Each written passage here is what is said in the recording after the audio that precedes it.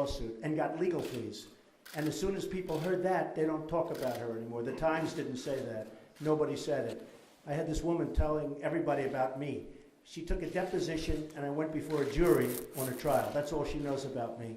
And we won unanimously in front of a jury in Florida. And she now is the big expert on Donald Trump. Well, now they're not using her as an expert anymore. No, I don't think so. I think I want to put a positive light on things. I think everybody does. Who doesn't? You know, I gave the example. If you have a piece of property, you want to rent a piece of property. They said, oh, well, aren't you very positive? I said, here's what I can do. I can take the people in, look at the property, say, here it is, doesn't look so good, not too good, look at those terrible views, aren't they terrible? Or I can take them and say, isn't this beautiful? Look how beautiful those views are. Only a stupid person, Katie, would do the first thing. So, you know, I've had great success in my life. I've enjoyed it very much. This is going to be a tremendous success, Turnberry. And, you know, I actually thought the article was very fair. Okay? Yes? If you do become US President, do you see the relationship changing between Scotland and the US? I would say, if anything, it would get better. My mother was born in Scotland. In what way better? Excuse me? My mother was in Stornoway, born in Stornoway. In what way would the relationship get better? I think it would just be very close. You know, would be very close. I think that I'd be very close with Britain. We would have such a great relationship with this part of the world, and I think many other parts of the world. I think I'd get along very well with Vladimir Putin. I just think so. People would say, what do you mean? I think I'd get along well with him. Obama and him, he hates Obama. Obama hates him.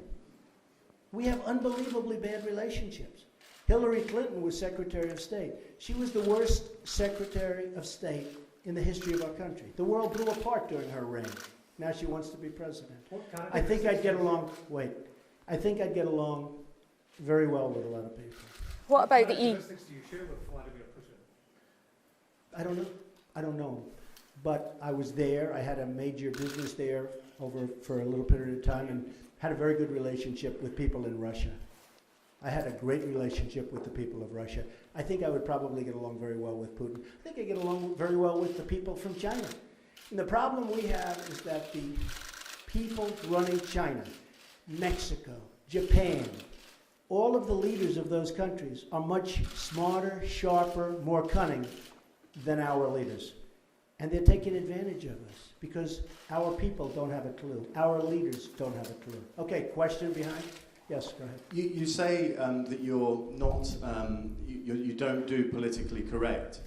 Golf is going through a very, if you like, politically correct period at the moment. Do you have any concerns that the outspoken nature of many of your comments might jeopardize the staging of future Opens here at Turnberry?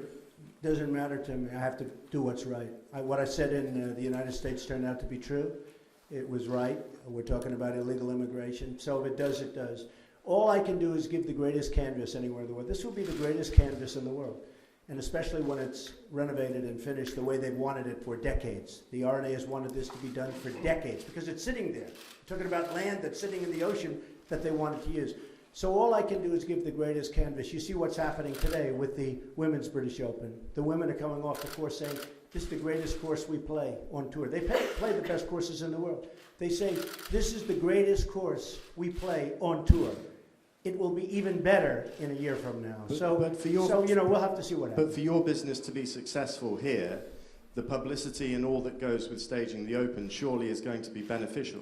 It's certainly beneficial, but it is not to the point. Look, we're going to build the finest hotel in Europe, certainly one of them.